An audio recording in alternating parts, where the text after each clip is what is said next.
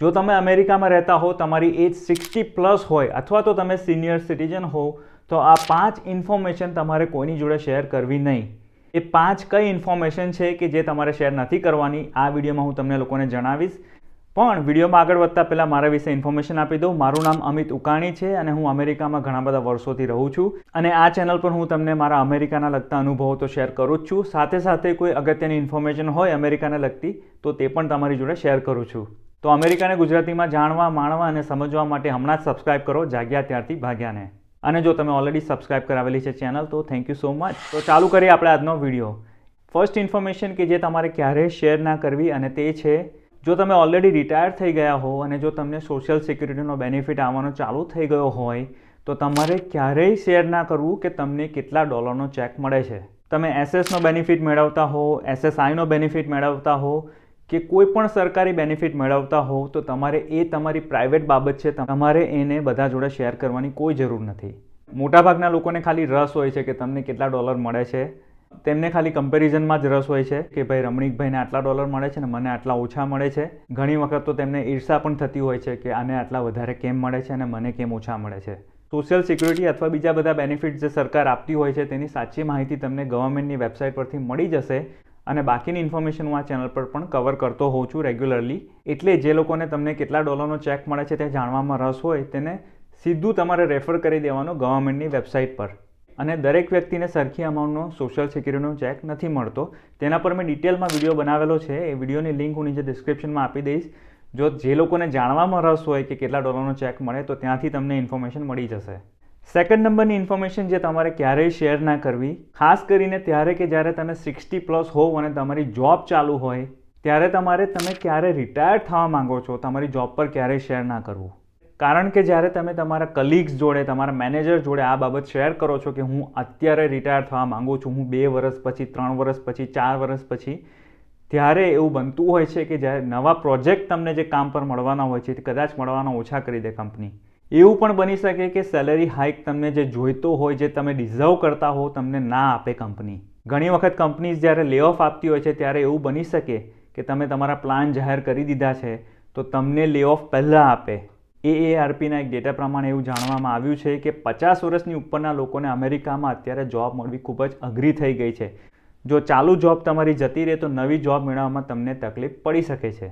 એટલે રિટાયરમેન્ટને લગતી કોઈ પણ માહિતી કે કોઈ પણ ઇન્ફોર્મેશન છે તમારે તમારા કલીગ્સ જોડે કે તમારી કંપની જોડે ક્યારેય શેર ના કરવી. જ્યારે થવાના હો કે જ્યારે તમારે રિટાયર થવું હોય તમારી જોબ ઉપરથી ત્યારે ઓફિશિયલી તમારે રેઝિગ્નેશનનો લેટર જે લખવાનો હોય જ્યારે ટાઈમ થાય ત્યારે લખીને આપી દેવો. બીજી અગત્યની વસ્તુ, તમારે ફેસબુક પર કે લિંક્ડઇન પર પણ જઈને તમારે ઢંઢેરો પીટવાની કોઈ જરૂર નથી કે ભાઈ હવે હું રિટાયર થઈ ગયો છું. કારણ કે અત્યારે સાયબર ક્રાઇમ ખૂબ જ વધી ગયો છે. ઓનલાઈન બેઠેલા સાયબર ક્રિમિનલ્સ આવા લોકોને ખાસ ટાર્ગેટ કરતા હોય છે જે હમણાં જ રિટાયર થયા છે. એટલે સોશિયલ મીડિયા પર જઈને તમે રિટાયરમેન્ટનો ઢંઢેરો ના પીટો તો કદાચ તમારા ફાયદામાં રહેશે અને તમે સાયબર ક્રિમિનલ્સને અવોઇડ કરી શકશો. ત્રીજી અગત્યની ઇન્ફોર્મેશન તમારે ક્યારેય શેર ના કરવી તમારા જોબ ઉપર અથવા તો તમારા ફેમિલી મેમ્બર્સ જોડે કે તમારા રિટાયરમેન્ટના અકાઉન્ટમાં, 401kમાં, IRAમાં કે તમારી ફાઇનાન્શિયલ કન્ડિશન, તમારા બેંક્સમાં, સેવિંગ્સ એકાઉન્ટમાં કેટલા પૈસા પડેલા છે. કારણ કે તમારા બધા જ લોકો શુભચિંતક નથી હોતા. એક વખત તમે જો જાહેર કરશો કોઈની જોડે, તમારા કલીગ્સ જોડે કાં તો તમારા બોસ જોડે કે મારા 401kમાં આટલા પૈસા પડેલા છે અને હવે હું શાંતિથી રિટાયર થઈ જવાનો છું, તો અફવાઓ ફેલાતા વાર નથી લાગતી. પછી ઓફિસ હોય, ઘર હોય કે સમાજ હોય, it's better to stay private about your financial situation. એક વસ્તુ હંમેશા યાદ રાખજો કે જે લોકો તમારી નજીક હોય, તમારી જોડે હસીને વાત કરતા હોય, તમારી જોડે વર્ષોથી કામ કરેલું હોય, પણ જરૂરી નથી કે તેઓ તમારા શુભચિંતક જ હોય. It's better to stay private about your financial situation.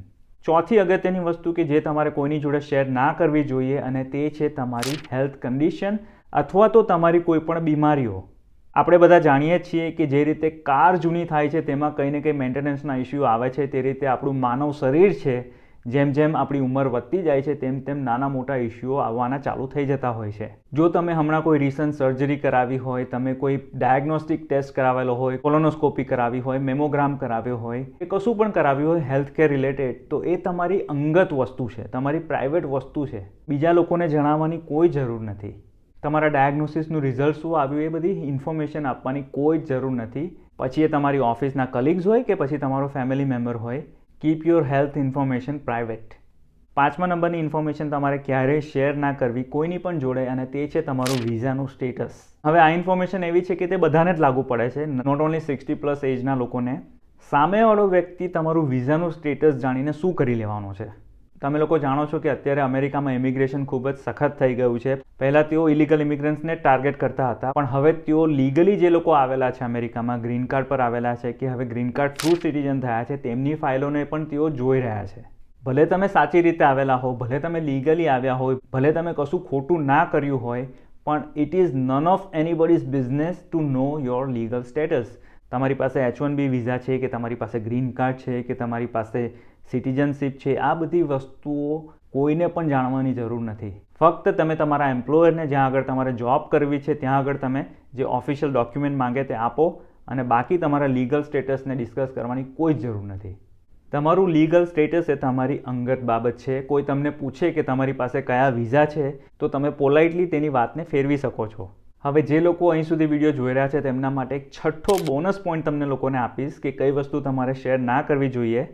પણ છઠ્ઠો બોનસ પોઈન્ટ આપું તે પહેલાં અત્યાર સુધી જો વિડીયો તમને ગમ્યો હોય તો લાઇકનું બટન ચોક્કસ દબાવી દેજો. 6થા નંબરની વસ્તુ જે તમારે 60+ હો તો કોઈની જોડે શેર ના કરવી, અને તે વસ્તુ છે તમારા પાસવર્ડ્સ. હવે તમે વિચારશો કે પાસવર્ડ તો અમે શેર નથી કરતા, પણ અત્યારે ટેકનોલોજી એટલી ફાસ્ટ વધી રહી છે, સિનિયર સિટીઝન્સને ખાસ કરીને નવી નવી ટેકનોલોજી જોડે કેચઅપ કરતાં વાર લાગતી હોય છે. ઘણી બધી વસ્તુઓ સમજમાં નથી આવતી હોતી. સિનિયર સિટીઝન્સ જોડે મોટાભાગના જે ક્રાઇમ થતા હોય છે, ખાસ કરીને ફાઇનાન્શિયલ ક્રાઇમ્સ, તેમાં પોતાનું નજીકનું વ્યક્તિ જ ઇન્વોલ્વ હોય છે, કે જેઓને તમે ટ્રસ્ટ કરીને તમારા અકાઉન્ટ્સની ઇન્ફોર્મેશન કે તમારા પાસવર્ડ તમે આપતા હો છો. ઘણી વખત તે જ લોકો તમારા અકાઉન્ટમાંથી પૈસા હડપ કરી જતા હોય છે. બધા લોકો એવા નથી હોતા, પણ આવું ઘણા બધા સિનિયર્સ જોડે બનતું હોય છે. બીજી વસ્તુ એ થતી હોય છે કે તમારું એક ટ્રસ્ટેડ ડિવાઇસ હોય છે, પણ જ્યારે તમે તમારો આઈડી અને પાસવર્ડ તમારા ફાઇનાન્શિયલ અકાઉન્ટ્સનો તમારા કોઈ ટ્રસ્ટેડ માણસને આપો છો, પણ એ ટ્રસ્ટેડ વ્યક્તિ પોતાના ડિવાઇસમાં જ્યારે તમારું અકાઉન્ટ ઓપન કરે છે અને જો તેનું ડિવાઇસ ઇન્ફેક્ટેડ હોય તો તમારી ઇન્ફોર્મેશન લીક થઈ શકે છે. FBIના ડેટા પ્રમાણે લગભગ $7.7 billion senior citizens lost in 2025 because of the financial frauds happen to them. Senior citizen જોડે, એટલે તમારી બેન્કિંગના કે ફાઇનાન્શિયલ અકાઉન્ટ છે, તમારા રિટાયરમેન્ટના અકાઉન્ટ છે, તેના પાસવર્ડ તમારે ખૂબ જ સાચવીને રાખવા, ગમે તેને આપી ના દેવા. અને હું તો તમને ત્યાં સુધી કહું છું કે ઘરની અંદર એક ટ્રસ્ટેડ ડિવાઇસ રાખવાનું. અને ટ્રસ્ટેડ ડિવાઇસ એટલે એવું ડિવાઇસ જેમ કે તમારી પાસે એપલનું મેકબુક છે, મેકબુકનો યુઝ ખાલી તમે તમારા ફાઇનાન્શિયલ અકાઉન્ટને ચેક કરવા માટે જ કરવો. ત્યાં આગળ તમારે બીજી કોઈ લિંક ઓપન ના કરવી, સોશિયલ મીડિયા ઓપન ના કરવું, કશું જ ના કરવું. જો તમારો ફોન તમે રેગ્યુલરલી યુઝ કરતા હો તો ફોનમાં તમે સોશિયલ મીડિયા પણ જોતા હશો, સાથે સાથે વોટ્સએપમાં આવતી લિંક્સ પણ તમે ઓપન કરતા હશો, અને તમારા બેંકના અકાઉન્ટ પણ તમે એક્સેસ કરતા હશો. તો આ હાઈલી રેકમેન્ડ કે તમારી બેંકની એપ્સ અથવા તો બેંકના અકાઉન્ટ છે તેને તમે એક ટ્રસ્ટેડ ડિવાઇસમાં જ ઓપન કરો, કે જ્યાં આગળ બીજા કોઈ પણ પ્રકારના વાયરસ આવવાની શક્યતા ઘટી જાય છે. અને એઝ યુઝ્યુઅલ હું કહેતો હોઉં છું તેમ કે કોઈ અજાણી લિંક પર વોટ્સએપ પરથી મેસેજ આવે તો ઓપન ના કરવું, ક્લિક ના કરવું. અમેરિકામાં સિનિયર સિટીઝન્સ જોડે થતા ફાઇનાન્શિયલ ફ્રોડ પર પણ મેં એક વિડીયો બનાવેલો છે. જો એ વિડીયો તમે હજી ના જોયો હોય તો એની લિંક ઉપર આઈ બટન પર આપી દઈશ, તો ત્યાં જઈને તમે વિડીયો ચેકઆઉટ કરી શકો છો. મેં જણાવેલી આ 6 વસ્તુઓ સિવાય તમારા મનમાં બીજી કોઈ વસ્તુ હોય કે જે તમે 60+ પછી તમારે શેર ના કરવી જોઈએ તો જરૂરથી કોમેન્ટ સેક્શનમાં લખજો, જેથી કરીને આપણા દર્શક મિત્રોને તે કામ લાગે. આશા રાખું છું આજનો વિડીયો તમને લોકોને ગમ્યો હશે. વિડીયો ગમ્યો હોય તો વિડીયોને લાઇક ચોક્કસ કરજો. ચેનલ પર નવા હો તો ચેનલને સબસ્ક્રાઇબ ચોક્કસ કરાવજો. મળીશું પાછા આપણે નવા વિડીયોમાં. ત્યાં સુધી તમે લોકો કરો જલસા.